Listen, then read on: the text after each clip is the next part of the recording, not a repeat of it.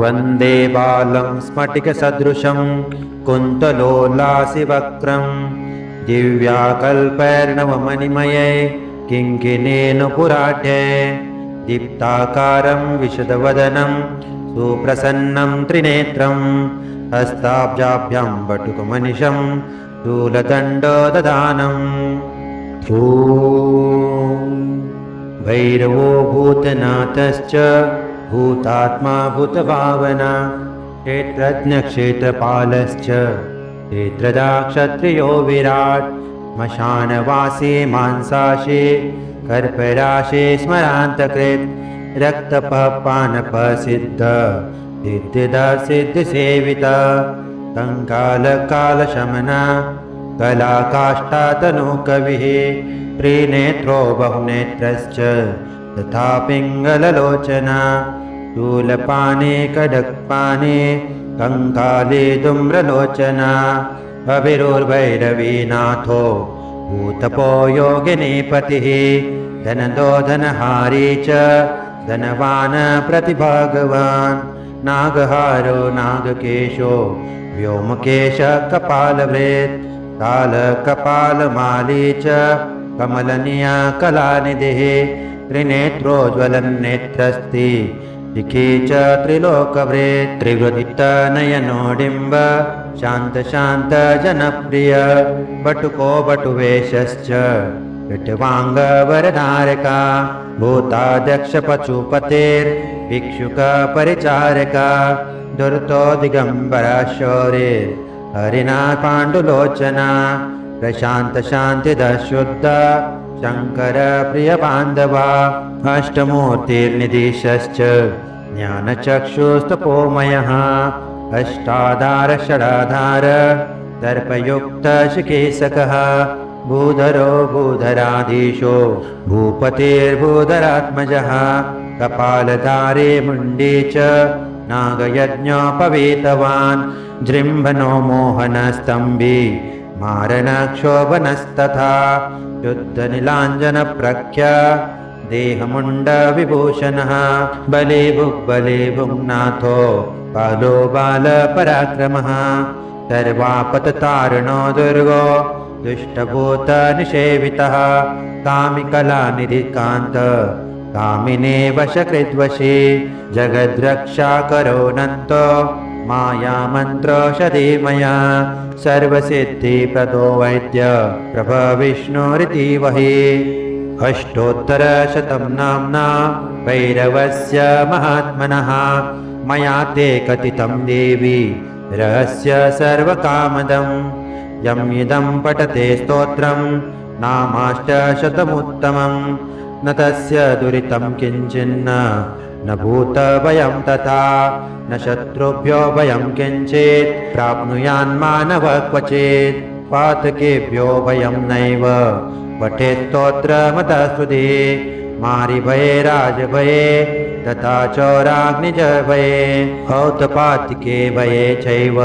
तथा दुःस्वप्नजे भये बन्धने च महाघोरे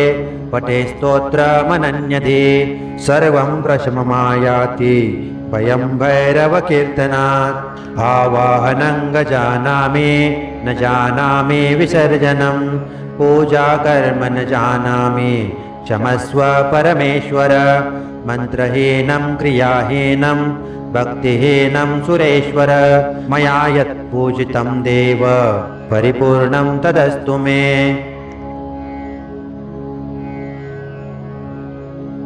वन्दे बालं स्फटिकसदृशं कुन्तलोल्लासिवक्त्रं दिव्याकल्पैर्नवमणिमये किङ्किणेन्दुपुराढ्ये दीप्ताकारं विशदवदनं सुप्रसन्नं त्रिनेत्रं हस्ताब्जाभ्यां वटुकमनिशं शूलदण्डदधानम् ॐ भैरवो भूतनाथश्च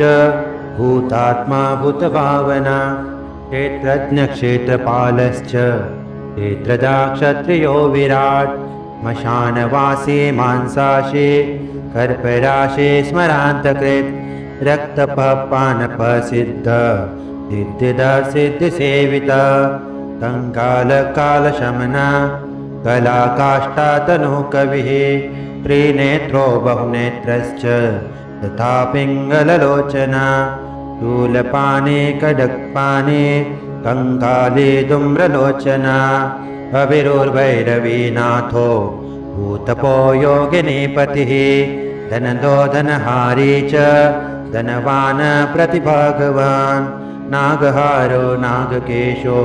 व्योमकेश कपालभृत् कालकपालमाली च कमलनीया कलानिधिः त्रिनेत्रोज्ज्वलन्नेत्रस्ति शिखी च त्रिलोकभृत् त्रिवृत्तनयनोडिम्ब शान्तशान्तजनप्रिय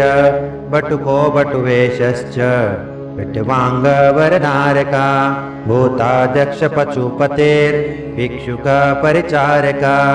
दुर्तो दिगम्बरा शौरिर्हरिणा पाण्डुलोचना प्रशान्तशान्तिदशुद्ध शङ्करप्रियबान्धवा अष्टमूर्तिर्निधीशश्च ज्ञानचक्षुस्तपोमयः अष्टाधारषडाधार दर्पयुक्तशिकेशकः भूधरो भूधराधीशो भूपतिर्भूधरात्मजः कपालधारे मुण्डी च नागयज्ञोपवीतवान् जृम्भनो मोहनस्तम्भी मारणक्षोभनस्तथा शुद्धनीलाञ्जनप्रख्य देहमुण्डविभूषणः बलिभुग्नाथो बालो बालपराक्रमः सर्वापततारणो दुर्गो दुष्टभूतनिषेवितः कामिकलानिधिकान्त कामिने वशकृद्वशी जगद्रक्षाकरो नन्तो मायामन्त्रौषधीमया सर्वसिद्धिप्रदो वैद्य प्रभविष्णुरिति वहि अष्टोत्तरशतं नाम्ना भैरवस्य महात्मनः मया ते कथितं देवी रहस्य सर्वकामदम् यम् इदं पठते स्तोत्रं नामाष्टशतमुत्तमं न तस्य दुरितं किञ्चिन्न न भूतभयं तथा न शत्रुभ्यो भयं किञ्चित् प्राप्नुयान्मानवः क्वचित् पातकेभ्यो भयं नैव पठेत् स्तोत्रमतस्तुतिः मारिभये राजभये तथा चौराग्निजभये हौतपातिके भये चैव तथा दुःस्वप्नजे भये बन्धने च महाघोरे पठे स्तोत्रमनन्यधि सर्वं प्रशममायाति भयं भैरवकीर्तनात् आवाहनं गजानामि न जानामि विसर्जनं पूजाकर्म न जानामि क्षमस्व परमेश्वर मन्त्रहीनं क्रियाहीनं भक्तिहीनं सुरेश्वर मया यत् पूजितं देव परिपूर्णं तदस्तु मे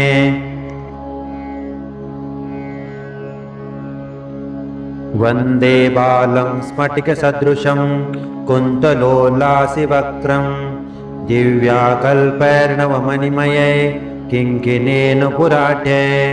दीप्ताकारं विशदवदनं सुप्रसन्नं त्रिनेत्रं हस्ताब्जाभ्यां बटुकमनिशं शूलदण्डोदधानम् ॐ भैरवो भूतनाथश्च भूतात्मा भूतभावना क्षेत्रज्ञक्षेत्रपालश्च क्षेत्रदाक्षत्रियो विराट् श्मशानवासी मांसाशी कर्पराशे स्मरान्तकृत् रक्तपानपसिद्ध सिद्धिसेवित कङ्कालकालशमना कलाकाष्ठातनुकविः त्रिनेत्रो बहुनेत्रश्च तथा पिङ्गललोचना शूलपाणे कडक्पाणे कङ्काले धूम्रलोचना अविरुर्भैरवीनाथो भूतपो योगिनीपतिः धनदो धनहारी च धनवान् प्रतिभागवान् नागहारो नागकेशो व्योमकेश कपालभृत् कालकपालमाली च कमलनीया कलानिधिः त्रिनेत्रोज्ज्वलन्नेत्रस्ति शिखी च त्रिलोकभृत् त्रिवृत्तनयनोडिम्ब शान्तशान्तजनप्रिय बटुको बटुवेशश्च पिटवाङ्गवरधारका भूताध्यक्षपशुपतेर्भिक्षुकपरिचारका दुर्तो दिगम्बरा शौरिर्हरिणा पाण्डुलोचना प्रशान्तशान्तिदः शुद्ध शङ्कर प्रियबान्धवा अष्टमूर्तिर्निधीशश्च ज्ञानचक्षुस्तपोमयः अष्टाधार षडाधार दर्पयुक्तशिकेशकः भूधरो भूधराधीशो भूपतिर्भूधरात्मजः कपालधारे मुण्डी च नागयज्ञोपवीतवान् जृम्भनो मोहनस्तम्भी मारणक्षोभनस्तथा शुद्धनीलाञ्जनप्रख्य देहमुण्डविभूषणः बले भुग्नाथो बालो बालपराक्रमः सर्वापततारणो दुर्गो दुष्टभूतनिषेवितः कामिकलानिधिकान्त कामिने वशकृद्वशी जगद्रक्षाकरो नन्तो मायामन्त्रौषधीमया सर्वसिद्धिप्रदो वैद्य प्रभविष्णुरिति वहि अष्टोत्तरशतं नाम्ना भैरवस्य महात्मनः मया ते कथितं देवी रहस्य सर्वकामदं यम् इदं पठते स्तोत्रं नामाष्टशतमुत्तमं न तस्य दुरितं किञ्चिन्न न भूतभयं तथा न शत्रुभ्यो भयं किञ्चित् प्राप्नुयान्मानवः क्वचित् पातकेभ्यो भयं नैव पठेत् स्तोत्रमतः सुधे मारिभये राजभये तथा चौराग्निजभये हौतपातिके भये चैव तथा दुःस्वप्नजे भये बन्धने च महाघोरे पठे स्तोत्रमनन्यधि सर्वं प्रशममायाति भयं भैरवकीर्तनात् आवाहनं गजानामि न जानामि विसर्जनं पूजाकर्म न जानामि क्षमस्व परमेश्वर मन्त्रहीनं क्रियाहीनं भक्तिहीनं सुरेश्वर मया यत् पूजितं देव परिपूर्णं तदस्तु मे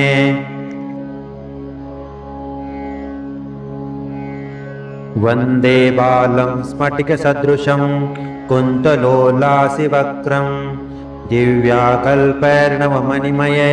किङ्किणेनुपुराढ्ये दीप्ताकारं विशदवदनं सुप्रसन्नं त्रिनेत्रं हस्ताब्जाभ्यां बटुकमनिशं शूलदण्डोदधानम् ॐ भैरवो भूतनाथश्च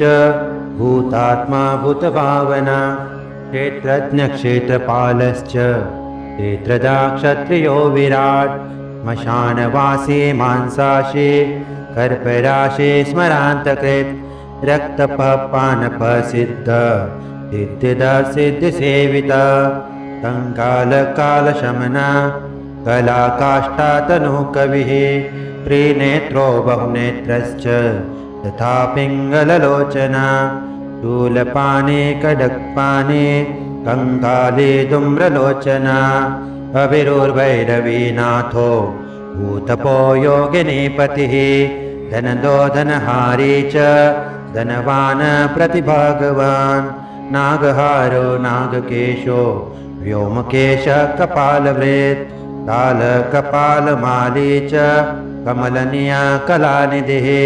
त्रिनेत्रोज्ज्वलन्नेत्रस्ति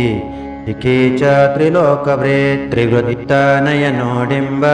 शान्तशान्तजनप्रिय बटुको बटुवेशश्च पिटवाङ्गवरधारका भूताध्यक्षपशुपतेर्भिक्षुकपरिचारका दुर्तो दिगम्बरा शौरिर्हरिणा पाण्डुलोचना प्रशान्तशान्तिदः शुद्ध शङ्कर प्रियबान्धवा अष्टमूर्तिर्निधीशश्च ज्ञानचक्षुस्तपोमयः अष्टाधार षडाधार दर्पयुक्तशिकेशकः भूधरो भूधराधीशो भूपतिर्भूधरात्मजः कपालधारे मुण्डी च नागयज्ञोपवीतवान् जृम्भनो मोहनस्तम्भी मारणक्षोभनस्तथा शुद्धनीलाञ्जनप्रख्य देहमुण्डविभूषणः बले भुग्बले भुग्नाथो बालो बालपराक्रमः सर्वापततारणो दुर्गो दुष्टभूतनिषेवितः कामिकलानिधिकान्त कामिने वशकृद्वशे जगद्रक्षाकरोऽनन्तो मायामन्त्रौषधिमया सर्वसिद्धिप्रदो वैद्य प्रभविष्णुरिति वहि अष्टोत्तरशतं नाम्ना भैरवस्य महात्मनः मया ते कथितं देवी रहस्य सर्वकामदम् यम् इदं पठते स्तोत्रं नामाष्टशतमुत्तमम् न तस्य दुरितं किञ्चिन्न न भूतभयं तथा न शत्रुभ्यो भयं किञ्चित् प्राप्नुयान्मानवः क्वचित् पातकेभ्यो भयं नैव पठेत् स्तोत्रमतः सुधे मारिभये राजभये तथा चौराग्निजभये हौतपातिके भये चैव तथा दुःस्वप्नजे भये बन्धने च महाघोरे पठे स्तोत्रमनन्यदे सर्वं प्रशममायाति भयं भैरवकीर्तनात् आवाहनं गजानामि न जानामि विसर्जनं पूजाकर्म न जानामि क्षमस्व परमेश्वर मन्त्रहीनं क्रियाहीनं भक्तिहीनं सुरेश्वर मया यत् पूजितं देव परिपूर्णं तदस्तु मे।